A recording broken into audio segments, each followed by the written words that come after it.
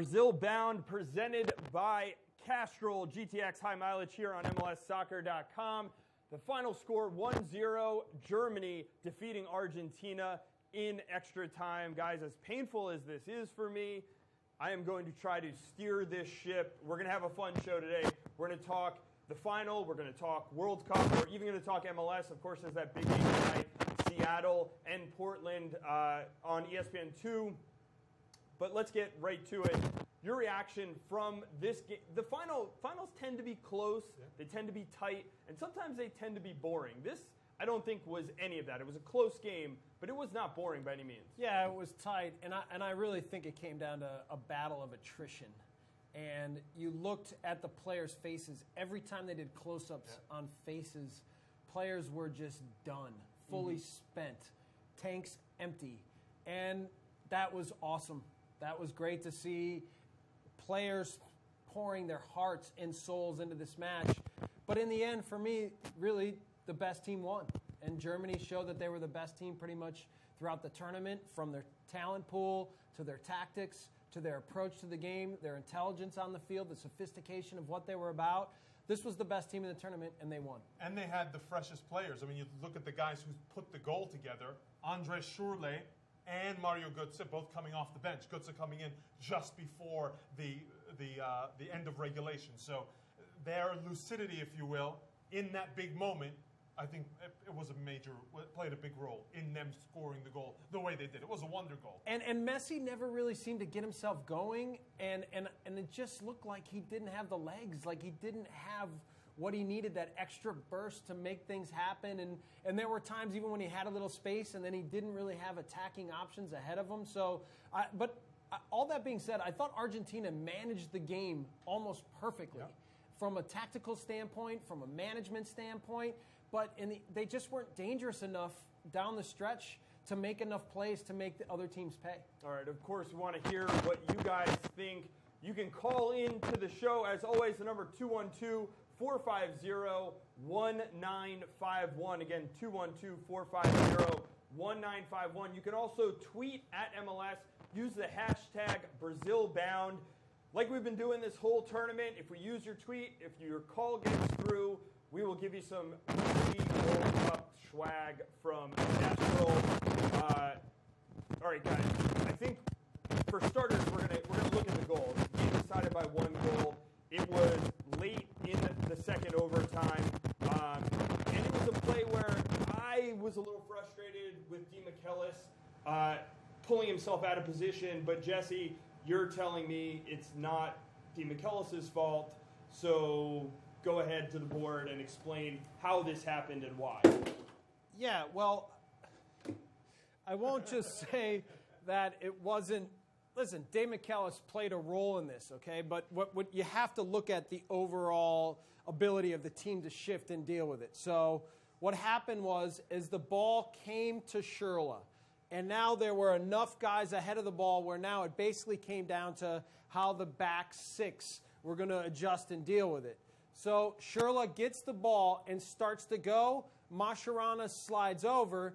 And at that moment, Müller starts to come underneath like he wants to be an option potentially for the ball here.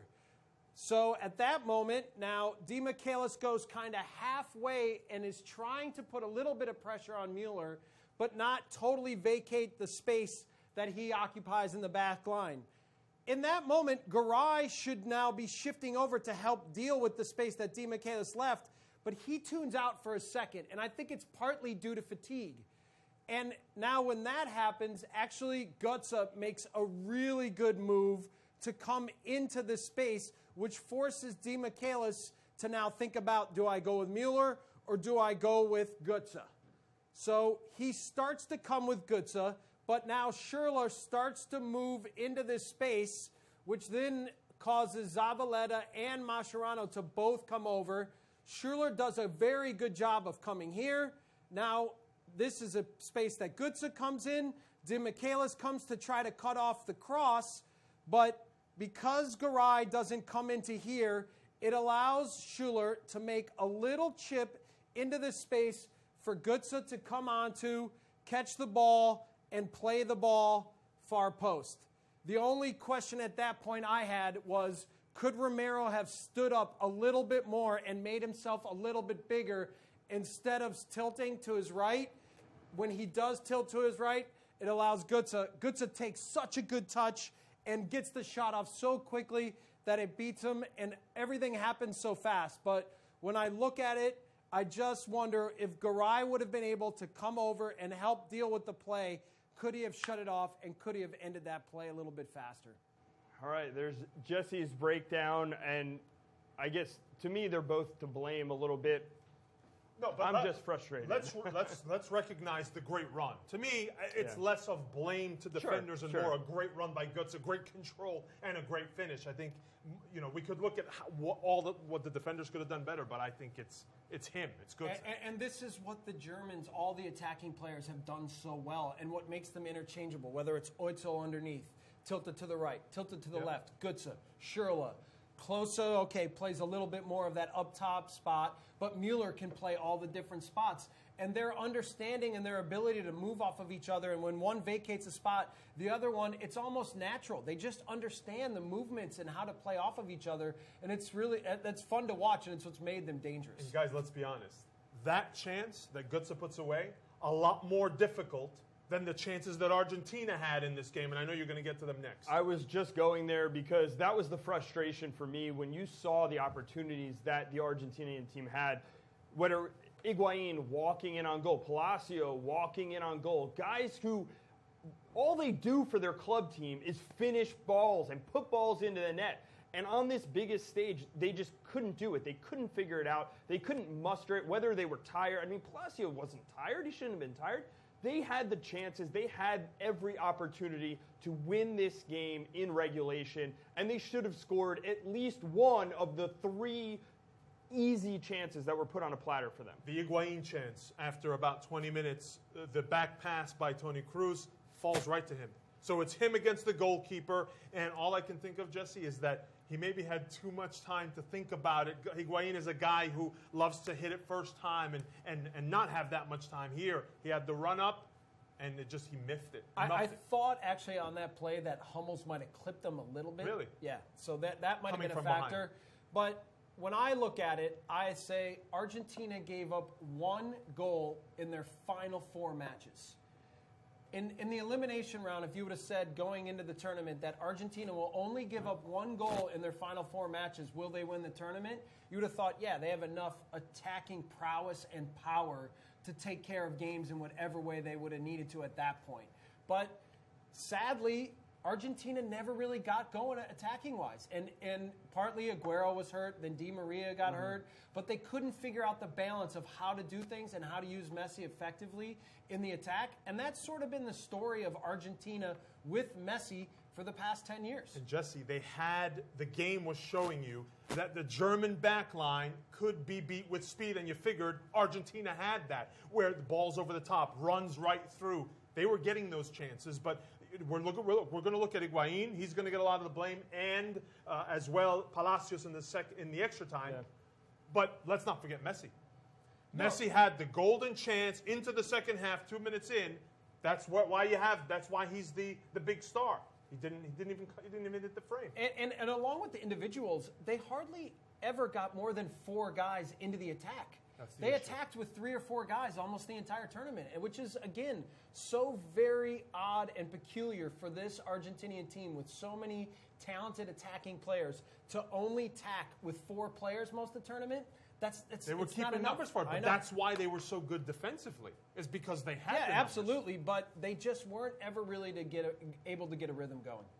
All right, guys, we have a first call in. I want to remind everyone you can call in at 212-450-1951 if you have any questions for us here on Brazil Bound about the World Cup, about the final, about the U.S. national team or MLS. We'll take them all today.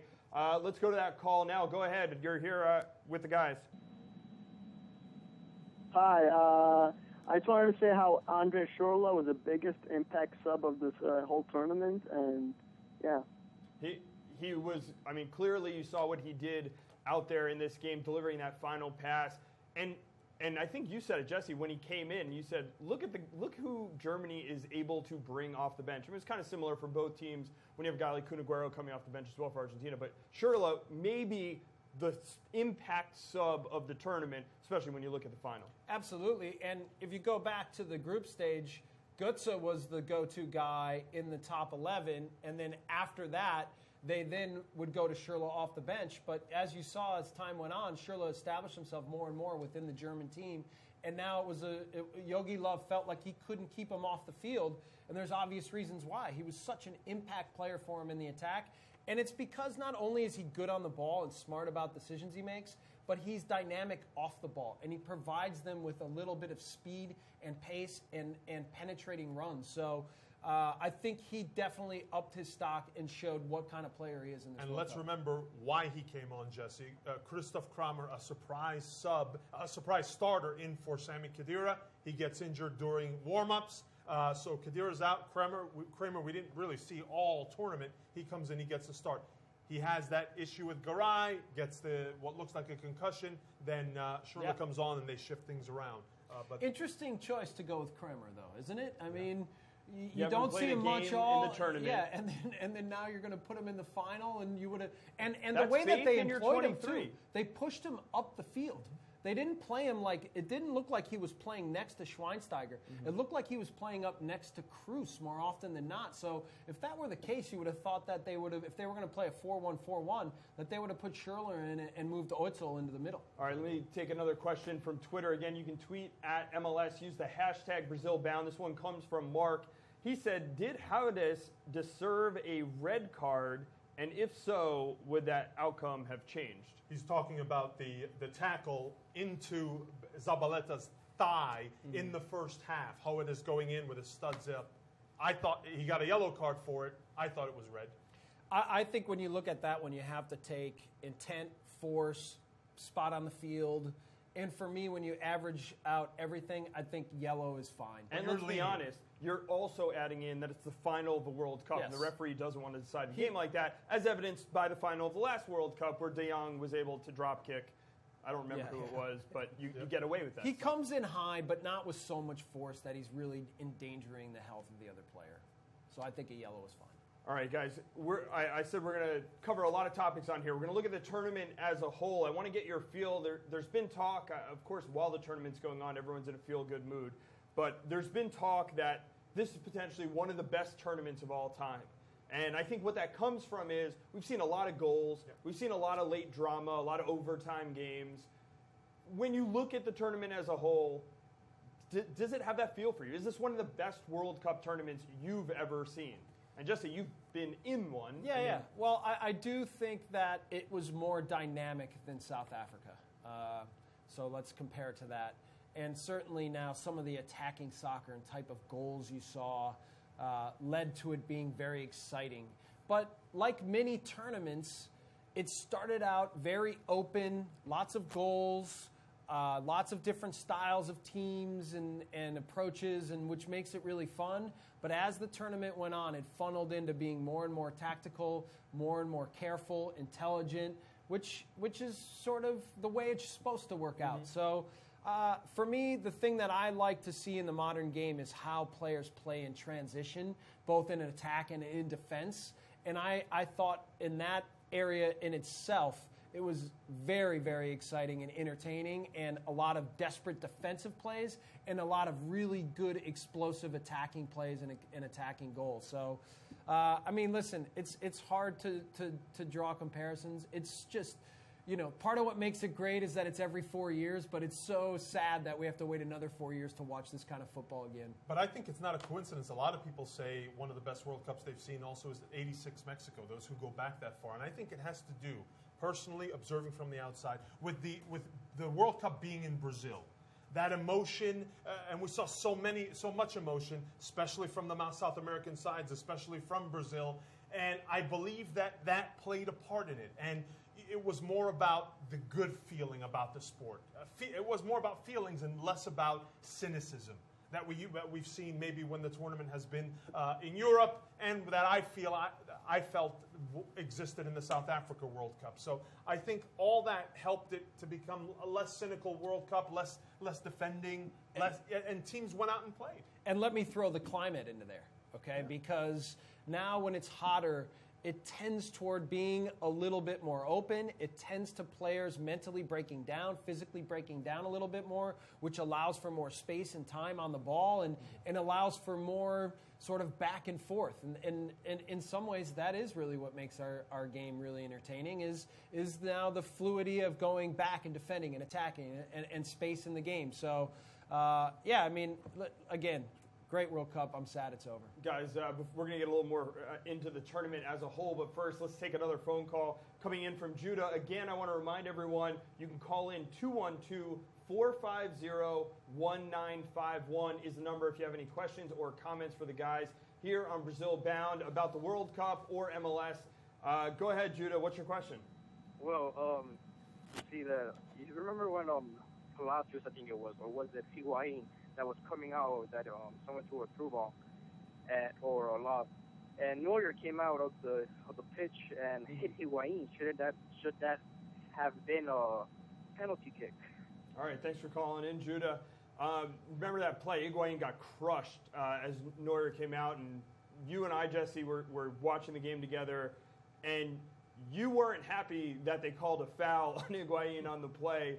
I agree. I thought it was probably a no call. You don't think it was a penalty, though, right? Well, I don't think it's a penalty.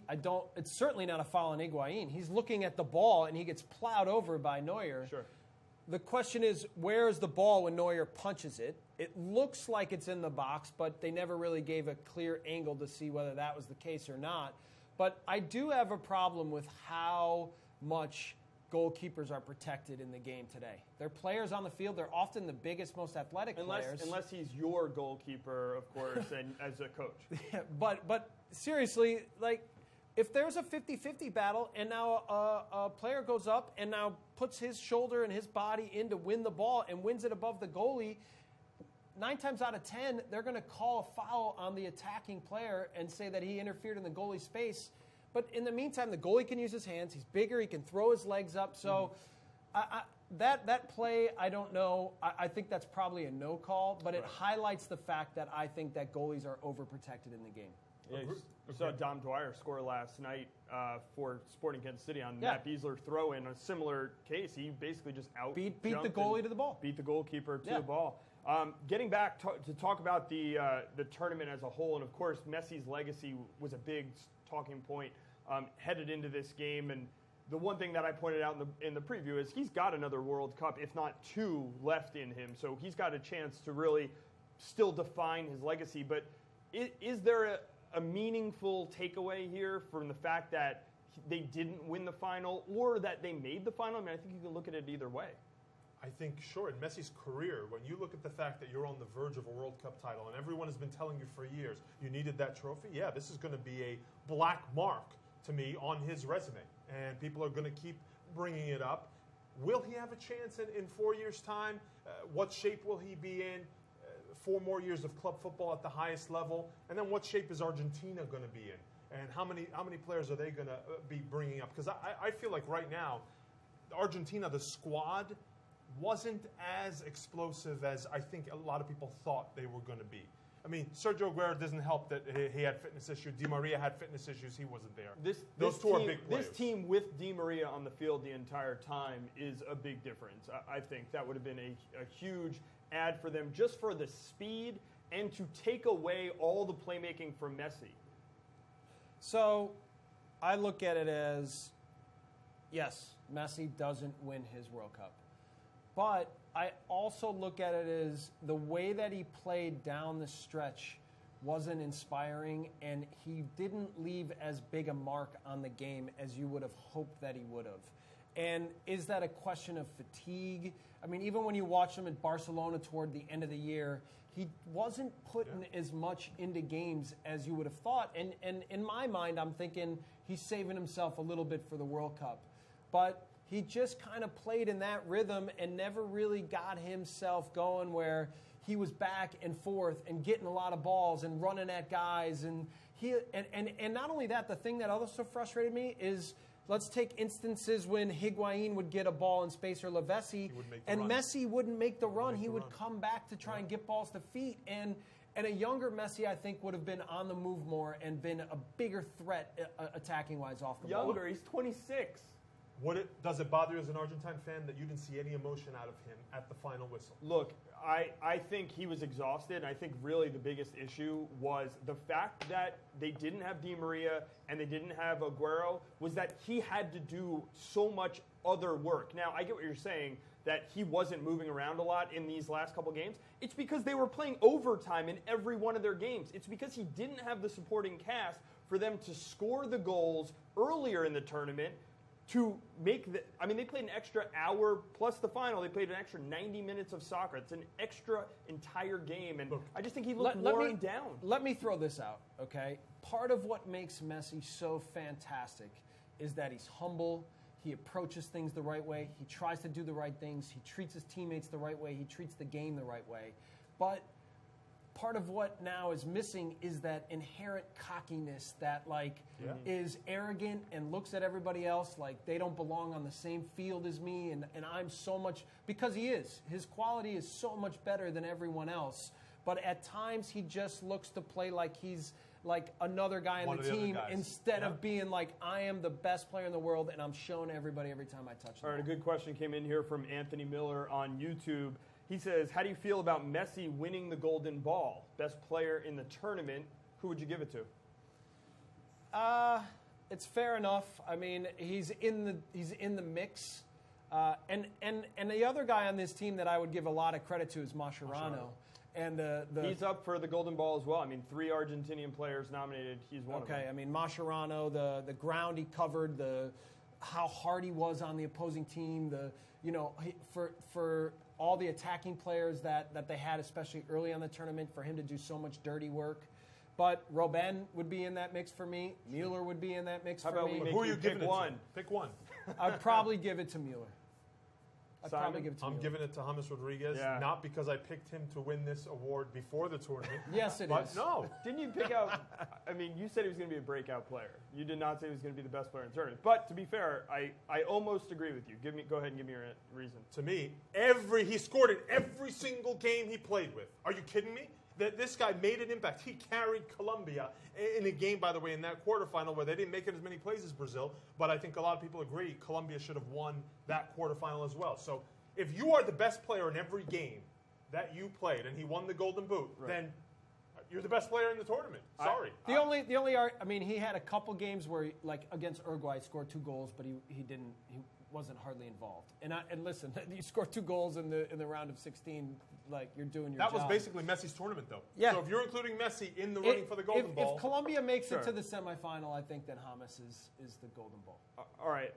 I probably would go James on this, but you mentioned him. I think Javier Mascherano, you saw it in the last couple of games, how important he was for Argentina and what he was doing. And it's all dirty work. I mean, it's smart plays, though. It's winning a tackle, making the right pass right away.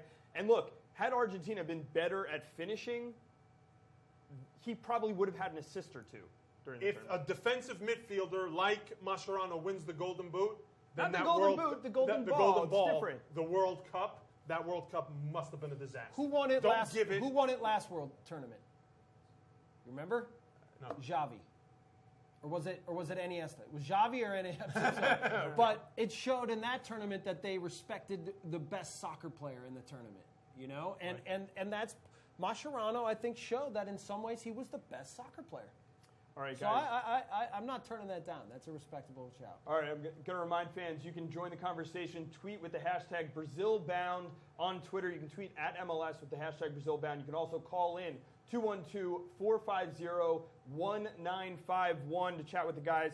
Before we move from World Cup to tonight's game, Portland and Seattle, and general MLS topics, I want to get, what are the lasting memories that you're going to have from this World Cup? Simon, you mentioned James Rodriguez, and for me, his breakout and just the way he performed. And I think you saw it when Colombia went out and David Luiz was holding him, pointing to him. He made such an impact on this tournament. Give me some of the other storylines that are going to stand out to you and that you're going to remember from this tournament. For me, the 2 biggest storylines were the fall of Spain okay, and watching now sort of the end of that golden generation of players and what they had accomplished. And now when the Dutch beat them 5-1 in the first game, it was like an exclamation point, like, this is at the end. And then watching Brazil lose 7-1. I think that if there's one thing that this tournament will be remembered for 100 years in Brazil, it's losing 7-1 on your own soil. And now the humiliation with that, what that country's been about, what was it, 30-some years since they lost a competitive game at home. So it was a tragic moment, sad to watch, awful, but that is something that will be talked about until forever. I think those themes are going to stick with this World Cup. I look at individual moments that stick with me. From a U.S. standpoint, it's the Wando chance against Belgium, and I'm sure he's probably thinking about it as well. And it's the goal by Portugal in the 95th minute. Those were big moments. But then the Chilean... You go for the painful moments, Yeah, right? I mean, What about Brooks scoring against Ghana? No, see, that wasn't special enough for him. But the Chilean hitting the crossbar in the 120th minute against Brazil, those individual moments. And then, for me, Mexico and what their games were about. I know the fans created controversy with one of the chants they had, but I got goosebumps watching Mexico games. I mean, I'm an American, but I got goosebumps with every Mexican national anthem that was played. The fans, to me, they were the best at the World Cup, better than the Brazilians, better than anyone who went to the World Cup. They made it special. Miguel Herrera made it special. I enjoyed what they did, and obviously shout out to Costa Rica as well, because the way they played, it was so efficient, such a masterclass to me in coaching. When you mentioned Herrera, I was going to mention Pinto and say that was a name that I didn't really even know going into the tournament, other than they played against the U.S. a couple times. But you just didn't really have an appreciation for what he was able to do with those players until they did it on the biggest stage against some of the biggest teams. They were in, remember, the group of champions, and they came out on top of it. So, and just from a tactical standpoint, they were excellent. I mean, they were great in terms of how organized they were and how fearless they were. I enjoyed watching Costa Rica. Yeah, I think both Costa Rica and Mexico were fun to watch. And actually, I wish that the U.S. would have looked a little more like that, a little bit more organized and a little bit more on the same page, and now impose themselves a little bit more in games the way that those two teams did. All right, we've talked a lot about, obviously, the World Cup and all kinds of U.S. storylines in a lot of the content we've done. Looking forward now to what comes next as far as big tournaments. Obviously, we're looking forward to getting back into the groove with the MLS season, as I talked about. But what comes next is pretty quickly the Women's World Cup comes around next year, and it's exciting for a couple of reasons. One, because it's pretty local. The Women's World Cup is going to happen in Canada next year. It is June 6th to July 5th, so you have that next year. And then in 2016, you have another huge tournament, the Copa America Centenario, Simon? Is my Spanish is horrendous?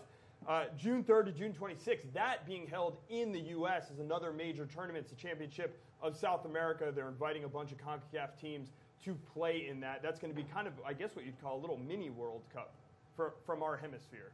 Yeah, and while the Euros are going on, we'll get a chance to compete in that. And I think that could be a major developmental tournament and process for our team moving into 2018. And I think the more that we can put our players in these kind of tournaments where the microscope's on, where you're against some of the best teams and best players in the world, the better we're going to get. So it'll be interesting now with that tournament in mind, how Klinsmann sort of circulates players and how the process of the 4 years changes now looking forward to Russia. I hear a lot of people bringing up the Copa America Centenario about how big it's going to be. I'm not convinced.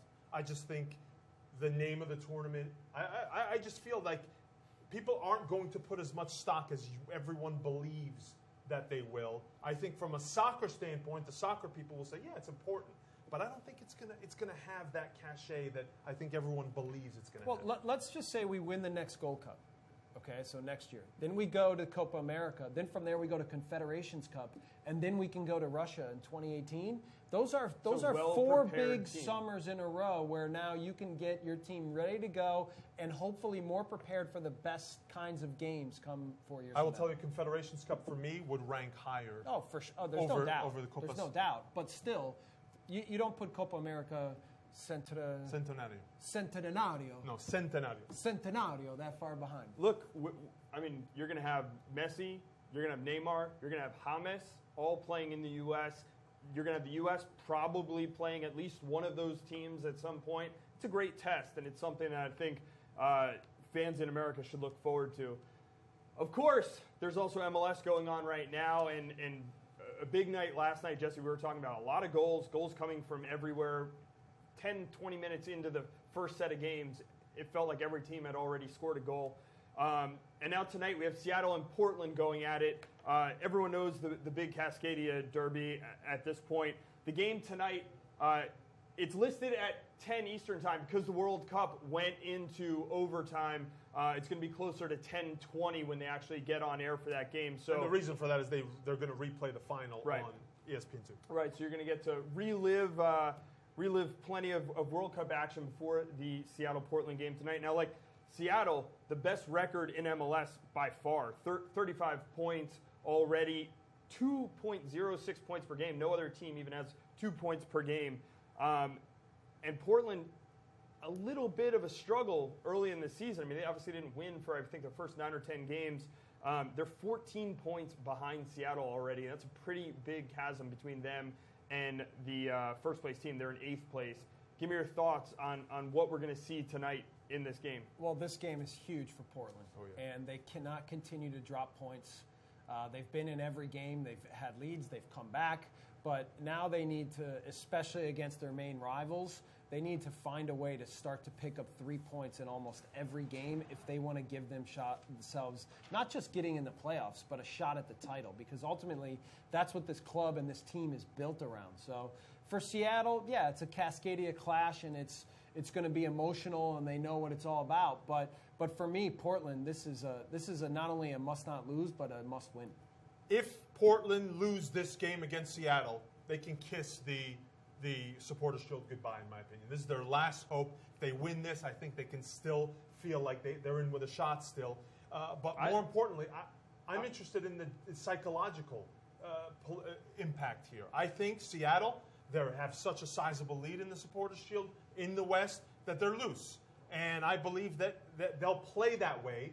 They'll love to play a game back and forth. I think Portland now have, psychologically, if they go down in this game against their rivals, I'm interested to see how they react, because I think now they're at a point where the pressure is heaped up now on them, where I'd be interested to see what kind of reaction. And you see certain teams now, the break did them good, and certain teams, the break did not do them good. You look at New England now coming out of the break, and now they're half the team that they used to be before the break. And so it'll be interesting to see what will Seattle look like? What will all these teams start to look like now when it comes to crunch time and when you need results? I was just going to say, I think Portland can kiss the Supporters' Shield goodbye already. Remember, they're playing in CONCACAF Champions League in the second half of the season. There's no way in heck they're going to be able to keep it up on the MLS level. I mean, they'd have to win a ton of games on the MLS side as well.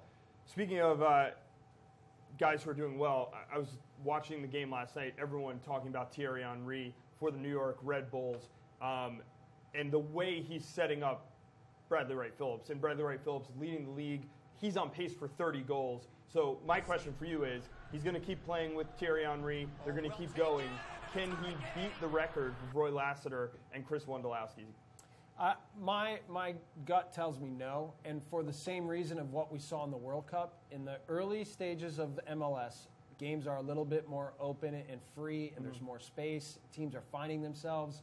But as the season moves on and games get harder and harder, and New York's still now where they are in a points-wise, where they're fighting for their lives. So I think they're going to play in a lot of now games against fellow Eastern Conference teams where games are going to be really tight, and it's going to be harder to find goals than it has been in the early stages.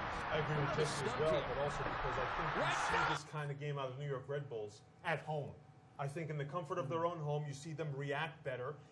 And you saw Thierry Henry play a different kind of game, and mentally he looked different. And after the game, we found out he played a little angry in this game. I'm not sure that we see that out of Henry every single game, but so for that reason, I would say that Bradley Wright Phillips will keep getting chances, not as many, to break the record. It's incredible the team that you see at New York in the past few years on the road and at home, and the difference. Mm-hmm. And so for Mike Petke, the biggest challenge is figuring out the equation for how to be successful on the road along with what they do at home. All right, final note I want to get to here. Chivas, break up Chivas USA. Jesse, your former team. They have won Los Gatos. four games in a row now, 3 1-0 results in a row. And, Eric Torres, the guy scores goals. Did you just say Los Gatos? Yeah. The Cats? Yeah. Or well, no, wait. Yeah.